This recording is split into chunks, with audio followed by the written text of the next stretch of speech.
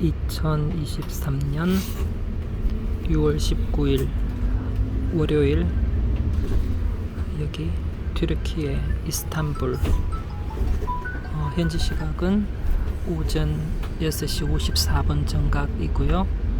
외부 기온은 오전이라 그런지 아직 높지는 않습니다. 26도씨, 섭씨 26도씨고요. 여기는 이전에 아타티르크 공항이라고 불렸던 이스탄불 국제공항 청사 지하 2층에 있는 대중교통 이용해서 외부로 나가는 플랫폼입니다. 네, 지금 이 버스는 하비스트 여객사에서 운영하는 이스탄불 각지로 바로 거의 직행, 중간에 경유를 몇 군데 하긴 하지만은 거의 직행으로 운영하는 여객 일반 완행 대중교통으로 이용하는 버스는 아니고요, 시내버스는 아니고요. 지금 저는 6번 플랫폼에서 여기 이스탄불 국제공항 지하 2층에 6번 플랫폼에서 타고 종점인 오토가르 버스 정류장까지 가는 버스를 탔습니다. 가격은 잘 보이나? 여기 있는 것처럼 68리라, 정확하게 68리라고요. 현재 환율로 계산을 하면은 68리라는 가격이, 그러니까 정확하게 계산을 해보니까 3,850원 3,850원 안 돼요. 54원으로 55원으로 계산하면은 1리라에 그런데 지금 그래도 뭐 이것저것 수수료 붙으면 좀 더 하겠죠. 아무튼 4,000원은 되지 않습니다. 대부분의 여기서 이제 여기가 이스탄불 도심이나 도시하고는 조금 거리가 떨어져 있는, 우리나라로 치면은 인천국제공항 개념이라서 시내 가까운 곳은 김포공항처럼 사비 괴첸공항이라고 따로 있습니다. 그게 아니고 규모가 큰 인천국제공항에 해당하는 곳이라서 거리가 멀리 있는 거죠. 가는데 꽤 걸리고요. 아까 기사님한테 물어보니까 여기서 그 오토가르까지 도착하는데 1시간은 넉넉하게 걸릴 거라고 그러더라고요. 공항에서 이 버스 내지는 다른 버스도 아마 상황은 비슷할 것 같은데요. 공항에서 이 버스의 배차 간격은 1시간입니다. 물론 어떤 경우는 1시간 안 되게 조금 더 좁게 낮 시간에는 되기도 한데요, 하는 것 같은데요. 아까 배차 시간표를 잠시 보니까 저는 이 차하고 다음 차하고는 1시간 간격, 6시 50분, 7시 50분 이렇게 잡혀 있고 8시는 40분 이렇게 잡혀 있더라고요. 근데 배차 시간은 뭐 거의 잘 지켜지지만은 출발 시간을 엄격하게 정확하게 딱 그렇게 지키지는 않는 것 같습니다. 기사님 마음 이런 거 딱 50분에 출발하기보다는 손님이 다 타야 출발한다, 내지는 다 채우고 출발한다. 여기 자리 좌석 가격이 여기 물가에 비해서는 비싼 거니까 어쨌든 다 채우고 출발한다, 이런 분위기. 그래서 실제로 다 채우고 지금 출발합니다. 꽉꽉 다 찼어요. 뒤쪽에 저는 좀 일찍 와서 거의 1시간 다 기다렸죠. 미리 배차 시간이나 운행 스케줄 알았더라면은 공항 청사에서 충분히 좀 더 시간을 끌고 볼일을 보고 나왔을 텐데 그러지 못한 게 좀 아쉬웠습니다. 사실 밑으로 내려오고 밖으로 나와 버리면은 다시 공항에 못 들어가거든요. 다시 진입하는 거를 중무장한 경찰이 막고 있어요. 그래서 바깥에 나오면 화장실도 못 가요. 없어요. 기사한테 물어보니까 못 간대. 1시간이 남았는데 없대. 아쉬운 점 만땅. 그렇습니다. 일단 기다리는데 1시간, 가는데 1시간. 대충 아침 귀한 시간을 그렇게 허비하게 생겼습니다. 길은 뻥 뚫려 있네요. 거의 뭐 서울 인천 상간 고속도로 그런 느낌. 산업고속도로 타면은 이런 거 줍니다.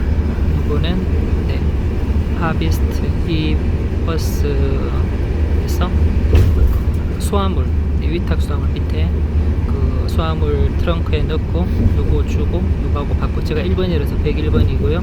요거 주면은 이제 오토가르 가서 제 짐하고 바꾸는 이런 티켓 주고, 그 안내상으로는 이렇게 와이파이도 이용할 수 있고, 저기 보는 것처럼 뭐 항공기처럼 모니터도 있고 한데 유명무실해요. 일단 와이파이는 접근을 해보니까 되게 불편한 게 뭐 등록하고 패스워드 넣는데 패스워드 없어. 어떡하라는 거야. 이게 이제 하비스트 멤버면은 뭐 또 멤버십 정보를 입력하고 접근하도록 되게 골치 아프게 해놨어. 사용하지 말란 얘기죠. 네. 그리고 충전하려고 충전 단자가 저 밑에 있거든요. 저 모니터 밑에 충전 단자가 있는데 충전 단자에 꽂아봤는데 그 충전기 단자가 들어가질 않아요. 혹시나 싶어서 제 옆자리에도 꽂아봤거든요. 옆에 아저씨 앉았는데 옆에 아저씨한테 양해를 구하고는 옆자리도 꽂아봤는데 옆자리도 안 들어가요. 다시 말해서 고장났다는 얘기죠. 아니면 아예 처음부터 제대로 만들질 않았다는 뜻이든지요. 뭐 하나 감동스러울 만큼 그렇게 잘 돼 있는 시스템이나 그런 인프라 수준은 아닙니다. 네. 가는 길에 어제하고 오늘 있었던 일 조금 간략히 좀 정리를 해보면 길은 뻥하게 잘 뚫려 있네요. 이렇게 가면은 아침이라 그런지 크게 막히지는 않고, 근데 월요일 오전이라서 시내 도심에 근접하면은 제법 많이 막힐 것 같은데 좀 걱정이긴 합니다. 어쨌든 오토가르 가서 버스 터미널 가서 볼 일도 좀 보고, 야 버스 택시 많이 간다. 전부 다 탁시 적혀있네. 전부 돈벌이 하러 비싸던데, 저거 타고 가면은 엄청 비싸던데 모르겠어요. 부자가 아니라서 택시는 언감생심 꿈도 안 꿉니다. 아무튼 많이 가네요. 지금 현재 뭐 환율이 아주 해자라서 개이득으로 싸게 가긴 합니다만은 예전에도 한 4,000원에서 5,000원 사이 정도 했던 것 같아요. 환율이 좀 더 높았을 때도요.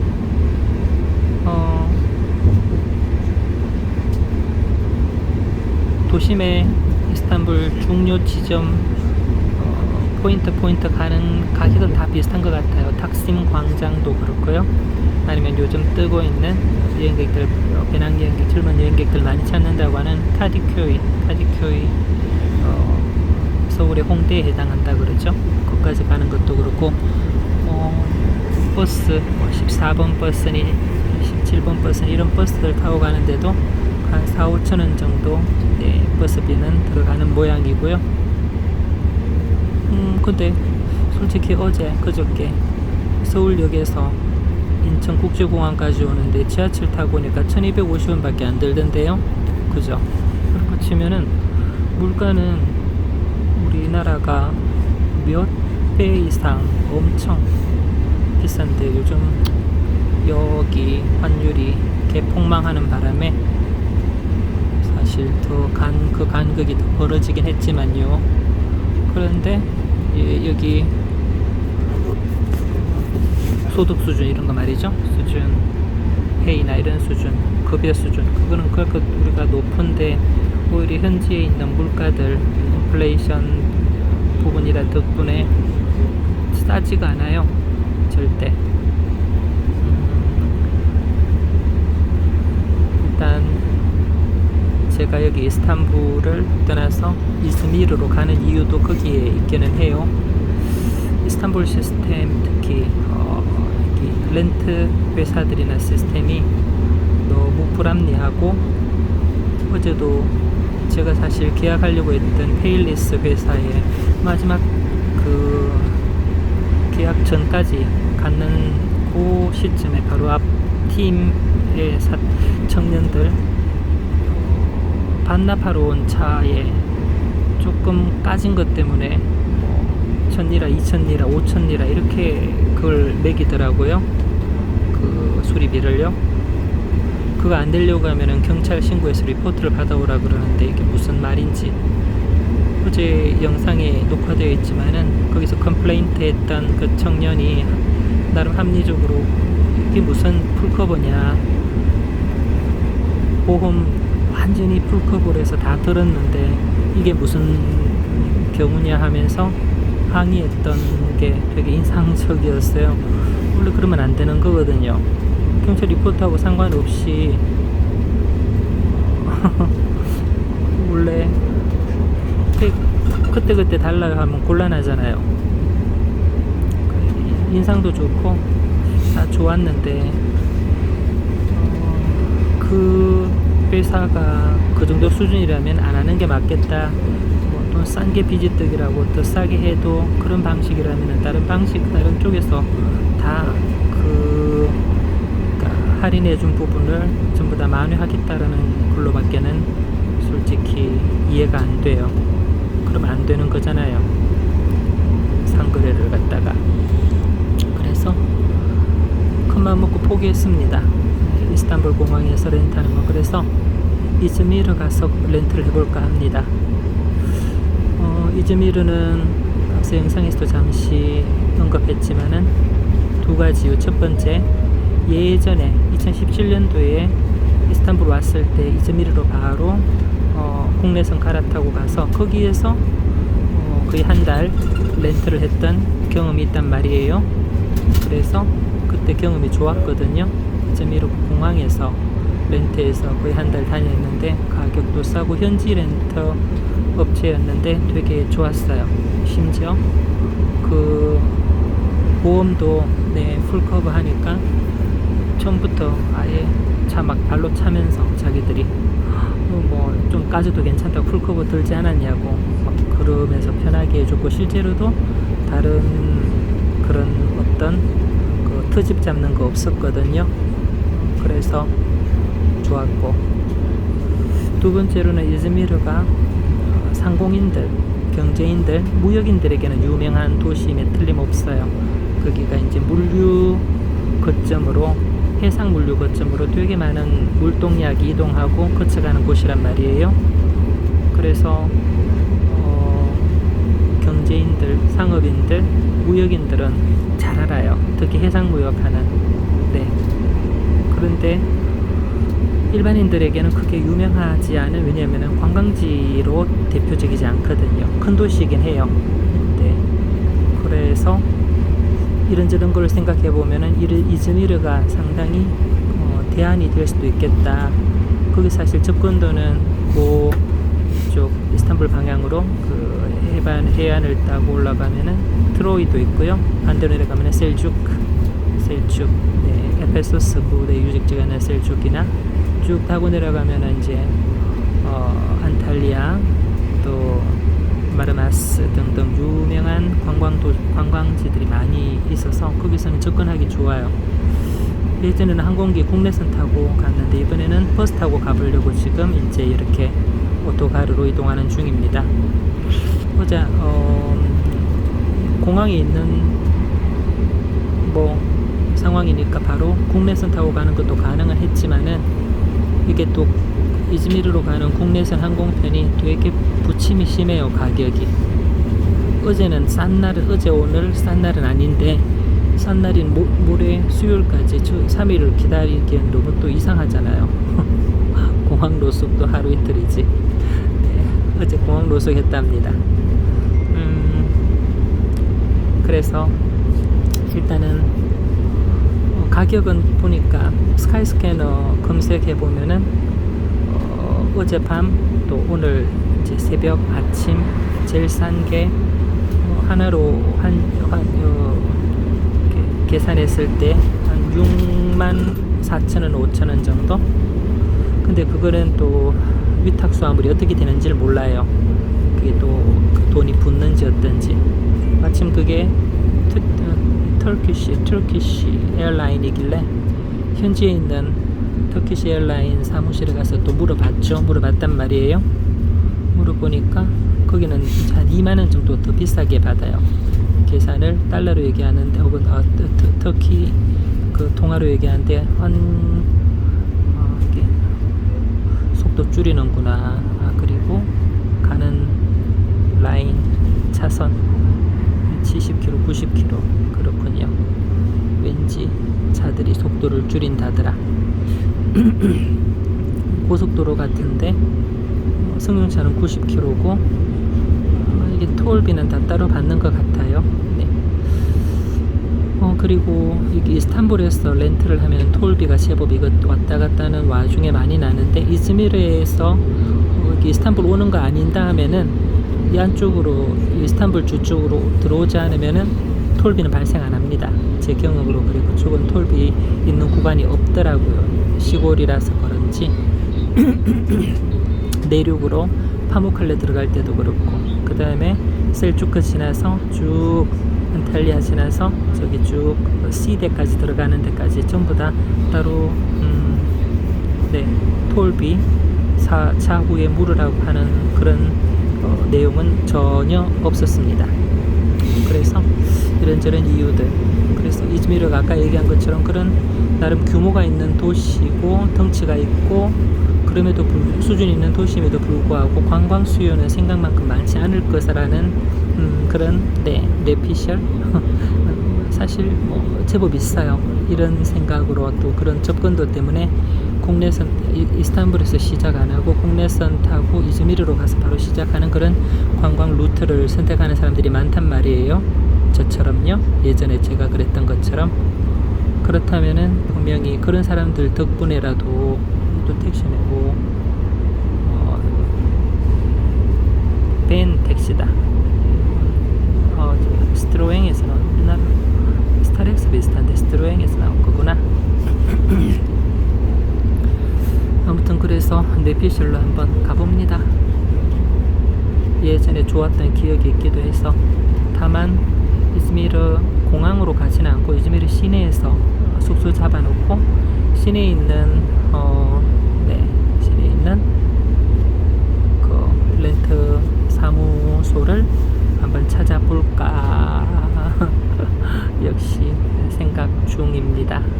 네, 가보죠. 마지막으로 여기 이제 공항 노숙을 강제로 마침 비상식량이 많았던 관계로 그거 소비도 소모도 해야 됐고 해서 겸사겸사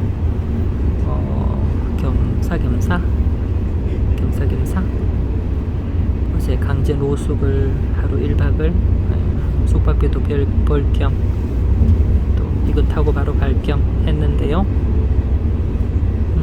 다 좋아요. 시설도 좋고 보안도 철저하고 새벽 되니까 여기 보안 요원들 경찰들이 와서 새벽에 남아있는 사람들 신분 검사 다 하더라고요. 그러니까 아무나 들어오는데도 모든 곳이 전부 다 그 보안 검사를 늘은 아니고 낮 시간에 저녁 시간에 피크 타임에만 해요.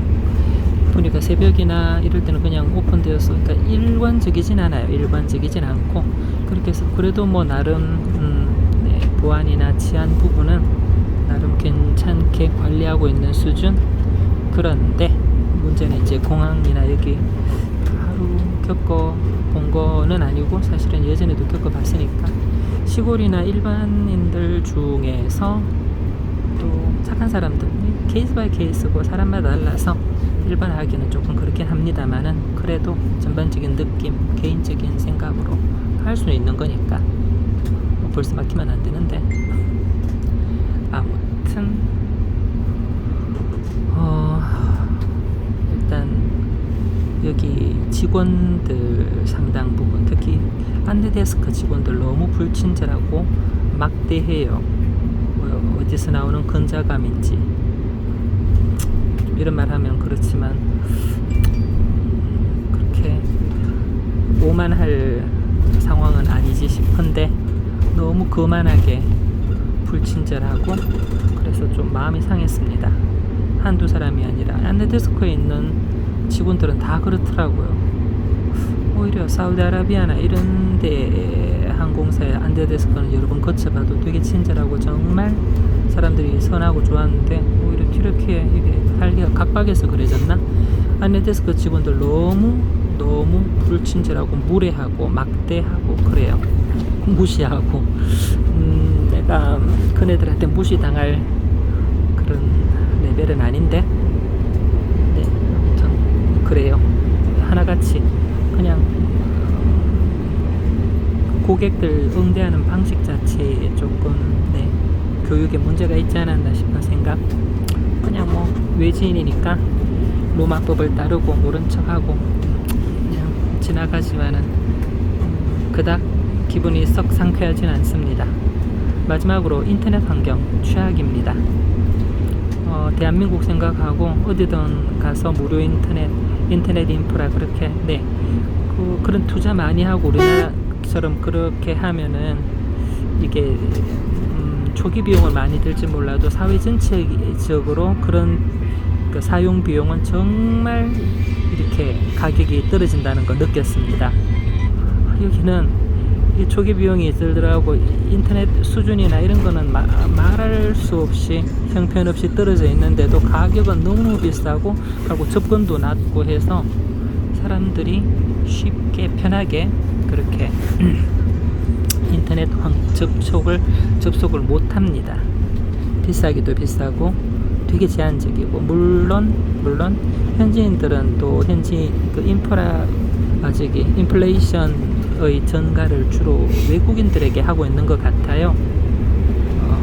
그래서 현지인들에게는 이제 이중 가격 정책이죠. 이중 가격 정책으로 막힌다 저쪽 반대편 죽음인데 아무튼 이중 가격 정책 덕분에 현지인들에게는 상대적으로 싼 가격을 적용하지만 외부인들에게는 엄청나게 비싼 가격 전가시키고 있는 거죠. 물론 안 그런 제3국 가서 안 그런 나라 어딨냐고 방문하실 사람도 있겠지만 여기는 그런 제3국은 사실 아니어야 하잖아요. 저 너머에 블루모스크 보인다? 아야소피아인가? 도심을 그냥 이렇게 지나가는구나. 근데 가봤어요. 아는 맛이야. 그치? 처음부터 여기서 팍팍한 동네, 물가 높고 사람 많고 범죄 상대적으로 잡범들 많은 이런 곳에서 실험하고 싶지 않아. 처음부터 빨리 벗어나야지. 그게 지금 여기 이스탄불을 벗어나는 이유입니다. 그때도 이스탄불에서 한 일주일 넘게 체류를 했거든요. 그래서 나름 가볼 만한 곳은 다 가봤어요. 그랜드 바자르니 블룸머스크니 탑심 광장에 체류를 했으니까 나름 다 가봤어요. 보스포러스 해협도 거기 페리오 타고 1,000원도 안 하는 페리오 타고 가봤고요. 당시에 330, 350원 환율일 때도 그밖에 안 하더라고. 인플레이션 전이니까 가격이 낮았겠죠. 아무튼 반대편 차선은 죽음이군요. 뭐지? 저쪽이 출근길인가? 그럴 수도 있겠군요. 지나갑니다. 이스탄불.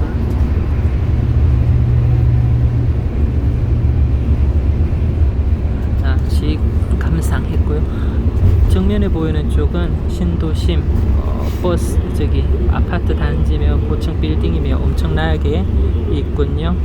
반대편 차선은 엄청난 여기가 인구가 1,500만의 대형 도시 아니겠어요? 물론 이스탄불의 수도는 이제 행정 기능이 중심이고 위치상 중앙에는 앙카라이긴 합니다만은 여기가 역사적으로는 수도 이상이잖아요. 역사 도시이기도 하고 문화 도시이기도 하고 교류 거점이기도 하고 고대 그리스 비잔티움부터 시작해서 그리고 중세 동로마 제국의 수도였던 콘스탄티노플 그리고 지금의